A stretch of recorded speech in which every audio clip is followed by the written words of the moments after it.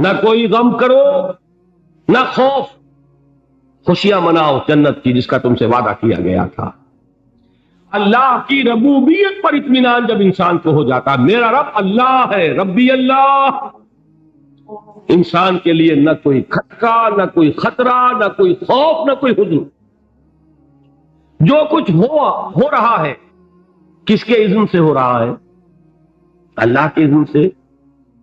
اللہ کے اذن کے بغیر پتہ تک نہیں ہلتا۔ یہ کوئی اندھا بہرا مادہ نہیں ہے جس سے مجھے کوئی خوف ہو۔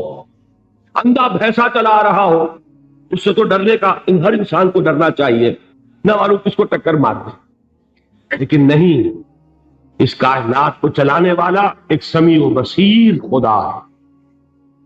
وہ جو میرا دوست ہے، میرا ولی ہے، اللہ ولی الذین آمنوا یخرجہم من الظلمات الی النور، اللہ اہل ایمان کا ولی ہے، ساتھی ہے، پشت پناہ ہے، مددگار ہے، حمایتی ہے۔ بتائیے جسے یقین ہو جائے کہ اللہ میرا مددگار، اللہ میرا محافظ، اللہ میرا پشت پناہ، اللہ میرا حمایتی، اس کے لیے کوئی خوف ہوگا؟ اس سے کوئی ڈر ہوگا؟ میں مثال دیا کرتا ہوں ایک بہت سادہ، پنجاب کے دیہات کی۔ وہ بڑا چودھری ہے اور کوئی غریب کسان ہے۔ اس غریب کسان کے جانوروں کو ہر وقت اندیشہ ہوگا چوری کا، کوئی میری بھینس کھول کر نہ لے جائے، کوئی میرا بیل کھول کر نہ لے جائے۔ لیکن جس کے بارے میں یہ سب کو معلوم ہو کہ وہ جو بڑا چودھری ہے وہ اس کا دوست ہے، اس کی بچیا کو کوئی خوف ہوگا؟ اس کی بھینس پر کوئی ہاتھ ڈالے گا؟ اسے کوئی اندیشہ ہوگا؟ نہیں۔ کیوں؟ کہ وہ بڑا چودھری، بڑا اس کا یہاں کا سردار، جاگیردار، سب کو معلوم ہے وہ میرا دوست ہے، کوئی میرے خلاف اقدام نہیں کر سکتا۔ اس دنیا میں یہ چھوٹی سی بات اگر آپ کے دلی اطمینان اور سکون کا باعث بن سکتی ہے تو ذرا تصور کیجئے۔ میں لفظ تصور استعمال کروں گا صرف اس لیے کہ اس کا ہم جس کو کہتے ہیں ادراک اور شعور نہیں سکتے، کے ساتھ کر سکتے۔ اگر یقین ہو کہ اللہ میرا مددگار اور یقین ہو کہ اللہ ہر آن میرے ساتھ ہے، پھر کوئی خوف؟ کس کا خوف؟ کوئی شے اللہ سے بالا تر ہے؟ کوئی قوت اس سے زیادہ طاقتور ہے؟ کوئی اس کے ارادے کو بدلنے والا ہے؟ کوئی اس کی مشیت کے آڑے آنے والا ہے؟ یہی بات ہے جو حضور نے فرمائی، یہ ایمان کا حاصل ہے لب لباب، کہ دیکھو اچھی طرح اس بات کو ذہن نشین کر لو، اگر تمام انسان مل کر تمہیں کوئی نقصان پہنچانا چاہے نہیں پہنچا سکتے، مگر جو کچھ اللہ نے لکھ دیا ہو، اور تمام انسان مل کر تمہیں کوئی نفع پہنچانا چاہے نہیں پہنچا سکتے، مگر وہ شے جو اللہ نے طے کر دی۔ آپ پھر میں کہوں گا ذرا تاریخ کیجئے، اسے فرض کیجئے، اسے سوچئے، اگر اس حدیث پر ہمارا دل ٹھکا ہوا ہو تو کسی سے ڈر ہوگا؟ یہ مجھے نقصان نہ پہنچا دے، یہ میری رپورٹ خراب نہ کر دے، یہ میری انکریمنٹ نہ رکوا دے، یہ میرا یہ نہ بگاڑ دے، یہ میرے یہ نقصان نہ پہنچا دے۔ اس کا ڈر، اس کا ڈر، اس کا خوف، اس کی خوشامد، اس کے لیے جا کر طرح طرح سے اپنی عزت نفس کو ذلیل کروانا اس کے سامنے، یہ سب کچھ کیوں کرتا ہے انسان؟ جب سمجھتا ہے کہ اس کے ہاتھ میں میرا کوئی نفع ہے، اس کے ہاتھ میں میرے لیے کوئی ضرر ہے، یہ مجھے کوئی گزن پہنچا سکتا ہے، یہ مجھے کوئی نقصان پہنچا سکتا ہے، یہ میرے کوئی کام بنا سکتا ہے، یہ میری کوئی ضرورت پوری کر سکتا ہے، اسی کا نام شرک ہے۔ جہاں آپ نے یہ سمجھا کہ غیر اللہ کے اندر کوئی طاقت موجود ہے، وہی شرک ہے۔ بتوں سے تجھ کو امید ہے، خدا سے نو امیدی، مجھے بتا تو صحیح اور کافری کیا ہے؟ شرک تو یہ ہے جس پر بھی تمہیں یہ خیال ہے، کلمہ ہے یہ کلمہ سوم، لا حول ولا قوت الا باللہ، ذرا اس پر دل کو کبھی اگر آپ تصور کریں، پھر فرض کریں، دل تھک جائے اس پر، کوئی طاقت نہیں۔ یہی بات تھی جو شیخ عبد القادر جیلانی رحمۃ اللہ علیہ نے اپنی وصیت میں اپنے بچے سے کہی۔ 11ویں دینے والے ہیں، لیکن حضرت شیخ عبد القادر جیلانی کی وصیت اور تعلیمات کو کتنے لوگ ہیں تم جانتے ہو؟ یہ جن مقامات تک پہنچے ہیں وہ کس چیز کی بدولت پہنچے؟ انہوں نے جو پیغام دیا وہ کیا تھا؟ اے میرے بچے، جس طریقے سے قرآن مجید میں حضرت لقمان کی نصیحتیں جو ہے نقل کر دی گئی ہیں، میں یہ عرض کروں گا بالفرض اگر قرآن حضرت عبد القادر جیلانی کے بعد نازل ہوا ہوتا تو شیخ عبد القادر کی یہ نصیحتیں بھی قرآن میں درج ہوتی۔ اتنی اونچی نصیحتیں ہیں۔ اے میرے بچے، اس حقیقت کو ذہن نشین کر لے، لا فاعل فی الحقیقت ولا مؤثر الا اللہ۔ اس کائنات میں نہ کوئی فاعل حقیقی ہے نہ مؤثر حقیقی ہے سوائے اللہ۔ کسی شے میں کوئی تاثیر نہیں اگر اللہ نہ چاہے، جلا نہیں سکتی اگر اللہ نہ چاہے، پانی ڈبو نہیں سکتا اگر اللہ نہ چاہے، زہر ہلاک نہیں کر سکتا اگر اللہ نہ چاہے، کوئی چیز فائدہ نہیں پہنچا سکتی اگر اللہ نہ چاہے۔ تو در در پہ کیوں سر جھکاتے ہو؟ در در پر کیوں جبیں سائی کرتے ہو؟ سب کے سامنے کیوں ہاتھ پھیلاتے ہو؟ ایک اللہ سے مانگو، ایک اللہ کے سامنے زمین پر اپنی جبین رکھو۔ لا فاعل فی الحقیقت ولا مؤثر الا اللہ۔ نظر آتا ہے ہمیں کہ پانی پیاس بجھا دیتا ہے، پیاس بجھانے کی صلاحیت پانی میں نہیں ہے، اللہ کے اذن سے۔ کھانا بھوک مٹا دیتا ہے، بھوک مٹانے کی صلاحیت کھانے میں نہیں ہے، اذن رب میں۔ دیکھیے یہی یقین تھا حضرت موسیٰ علیہ السلام کا واقعہ یاد کیجیے۔ سامنے سمندر آ گیا، قوم دیکھتی ہے پیچھے کہ گرد و غبار کا طوفان۔ معلوم ہوا کہ فرعون اپنے لشکر سمیت آ گیا۔ لشکر جب چلتا تھا تیز رفتاری کے ساتھ تو گرد و غبار کا جو طوفان اٹھتا تھا اس کا تصور کیجیے، اور لمحہ بلمحہ وہ قریب آ رہا۔ پوری قوم نے کیا کہا؟ موسیٰ انا لمدرکون، اے موسیٰ۔ قرآن مجید نے تو یہاں وہ باتیں نہیں لکھی ہیں، لیکن تورات میں یہ درج ہے کہ بنی اسرائیل جھگڑنے لگے، دست و گریبان ہو گئے موسیٰ کے ساتھ۔ موسیٰ نے یہ فرمایا اس سے تو ہم ہی بہتر تھے، وہاں کھانے کو ملتا تھا، زندگی تو تھی، بیگار ہم کر رہے تھے، موت تو نہیں تھی۔ اب جو کچھ ہوگا اس کا تصور کرو، جس طریقے سے ہمارے ٹکڑے اڑائے جائیں گے۔ تو لڑ رہے ہیں حضرت موسیٰ علیہ السلام، یہ تورات کی تفصیل ہے۔ قرآن میں صرف اتنا آیا ہے، پریشان ہو کر انہوں نے کہا انا لمدرکون، موسیٰ ہم کو پکڑے گئے۔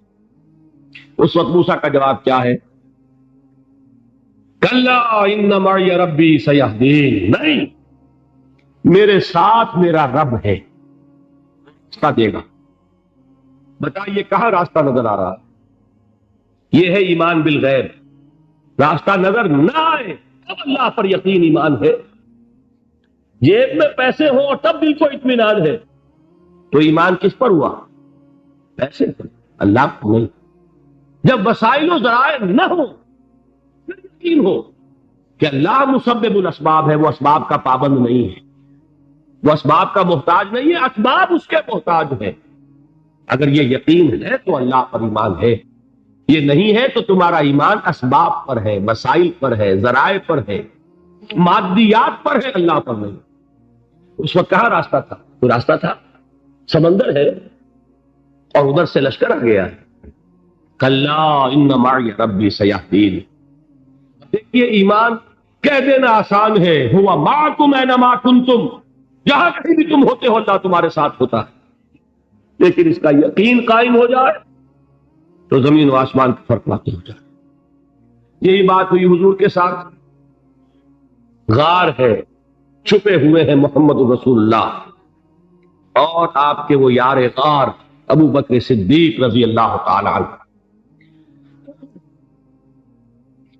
اقبال نے حضرت ابو بکر کی شان میں چند اشعار کہے صرف، لیکن واقعہ یہ ہے کہ بھاری بھاری نظموں پر اور قصیدوں پر بھاری، طویل ترین نظمیں اور قصیدے ہوں ان پر بھاری۔ ہمتیں ابو بکر کی ہمت جو ہے، کشت ملت را جو اب، جیسے بارش سے کھیتی اپجتی ہے، ابو بکر کی ہمت اور عزیمت اس امت کو اسی طرح سینچنے والی ہے۔ ثانیے اسلام و غار و بدر و قب، وہ دوسرے تھے اسلام میں، دوسرے پہلے کون تھے؟ انا اول المومنین، حضور فرماتے سب سے پہلا ایمان لانے والا ہے، دوسرے ابو بکر۔ ویسے ہمارے ہاں یہ چلتا ہے اختلاف، حضرت علی پہلے ہیں کہ حضرت ابو بکر پہلے ہیں، لیکن اس میں بڑی خوبصورت تطبیق قائم کی ہے علماء نے، بہت صحیح ہے۔ چار کے بارے میں فیصلہ ہی مت کرو کہ کون پہلے، ان کی ایک عجیب تقسیم کر دی ہے۔ آزاد مردوں میں، بالغ مردوں میں سب سے پہلے ابو بکر، بچوں میں سب سے پہلے علی، خواتین میں سب سے پہلے خدیجہ، اور غلاموں میں سب سے پہلے زید بن حارثہ۔ بڑی پیاری تقسیم ہے، یہ چاروں ہی پہلے ہیں، ہر ایک کے لیے اولیت ہے۔ اور واقعہ یہ ہے کہ اگر زمانی اعتبار سے تعین ہوگا تو پہلے خدیجۃ الکبریٰ آئیں گی رضی اللہ تعالیٰ عنہ۔ کسی اور سے بات کرنے کی نوبت بعد میں آ سکتی ہے، پہلے تو اہلیہ محترمہ سے بات ہوئی، آتے ہی پہلی وحی ہوئی ہے، ابھی تبلیغ کا حکم نہیں تھا۔ کس کو بتایا واقعہ؟ ابھی اپنی نبوت کی تبلیغ کا تو حکم ہی نہیں آیا، واقعہ کس کا ہے؟ خدیجہ کا ہے۔ جب کہا ہے کہ خشیت علی نفسی، مجھے اپنی جان کا اندیشہ ہے، تو کیا جواب دیا خدیجہ نے رضی اللہ تعالی عنہا؟ وہ صدیقۃ الکبریٰ ہے۔ صدیقات جو ہے خواتین، ان میں چوٹی پر خدیجۃ الکبریٰ ہے رضی اللہ تعالی عنہ، اور صدیق جو مرد ہیں ان میں صدیق اکبر ہے ابو بکر صدیق رضی اللہ تعالی عنہ، لیکن صدیقات میں چوٹی پر۔ جب حضور نے فرمایا خشیت علی نفسی، کیا فرمایا، کیا عرض کیا، کیسے تسلی دی؟ نہیں نہیں، اللہ آپ کو ضائع نہیں کرے گا، آپ غریبوں کے ہمدرد ہیں، آپ مساکین کے تکالیف رفع کرنے والے ہیں، آپ بیواؤں کی سرپرستی کرتے ہیں، آپ مسافروں کی خدمت کرتے ہیں، اللہ آپ کو ضائع نہیں کرے گا۔ یہ یقین ہے اس خاتون کے اندر۔ خیر وہ ایک علیحدہ بات ہو جائے گی۔ میرے دل پر حضرت خدیجہ رضی اللہ تعالیٰ عنہ کی شخصیت کا بڑا گہرا نقش، جو وہ کوئی اور ہی وقت اور موقع ہوا تو بیان ہوگا۔ بہرحال اقبال نے ایک مصرے میں جو چار اولیتیں جمع کر دی ہیں، ہمت او کشت امت را چو ابر، ثانی اسلام و غار و بدر و قبر۔ اسلام میں حضور کے بعد پہلے کون؟ ابو بکر۔ غار میں حضور کے ساتھ کون؟ ابو بکر۔ بدر کی رات اللہ کا رسول سرب سجود، وہ جھاڑ، وہ گھاس پھوس کی جو جھوپڑی بنائی گئی تھی، اور وہاں تلوار ننگی لے کر پہرا دینے والا کون؟ ابو بکر۔ اور اس حجرہ عائشہ میں محمد کے بعد سب سے پہلے دفن ہونے والا کون؟ ابو بکر رضی اللہ تعالی عنہ صلی اللہ علیہ وسلم۔ وہ جو معاملہ میں سنا رہا تھا غار ثور کا، حضرت ابو بکر بھی حضور کے خیال سے لرز گئے ہیں۔ آپ کو یاد ہوگا کہ جا کر پہلے تمام جتنے سوراخ تھے انہیں بند کیا، ایک سوراخ رہ گیا تھا جس کو بند کرنے کے لیے کوئی کپڑا نہیں تھا، وہاں اپنی ایڑی رکھی ہے، تب کہا ہے حضور سے تشریف لائیے، اور اپنے زانو پر حضور کو لٹایا ہے، اور وہاں کسی موذی جانور نے کاٹا ہے، حضور کی آنکھ لگ گئی تھی، اس وقت اس بل کے اندر جو بھی بچھو ہے کیا ہے واللہ عالم، اس نے کاٹا ہے، اس کی تکلیف کی وجہ سے ابو بکر کی آنکھوں سے آنسو ٹپک گئے، حضور کے چہرے مبارک پر پڑے ہیں، تو حضور جاگے ہیں، معاملہ کیا ہے؟ ایڑی نہیں ہٹائی وہاں سے، مبادا وہ جانور وہاں سے نکل کر محمد الرسول اللہ کو کوئی گدن پہنچا دے، ابو بکر کی ایڑی ہے، جس طرح چاہے کھا لے، ختم کر دے، جان نکل جائے تب کوئی آنچ آئے محمد پر تو آئے، لیکن جیتے جی نہیں۔ وہ ہے ابو بکر۔ حضور کے خیال سے اس وقت حضور نے پھر اپنا لعاب دہن لگایا ہے، اور اس سے پھر آپ کی تکلیف ختم ہوئی۔ جیسے خیبر میں حضرت علی کی آنکھ دکھ رہی تھی، اس کو جو شفا حاصل ہوئی ہے وہ بھی حضور کے لعاب دہن سے ہوئی۔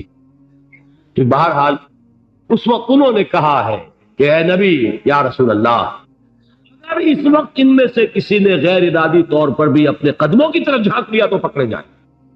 کیا جواب تھا اللہ کے رسول؟ لا تحزن ان اللہ معنا، اللہ ہمارے ساتھ ہے، کیوں گھبراتے ہو ابو بکر؟ یہ ہے ایمان باللہ، میرا مالک اللہ، میرا رازق اللہ، میرا محافظ اللہ۔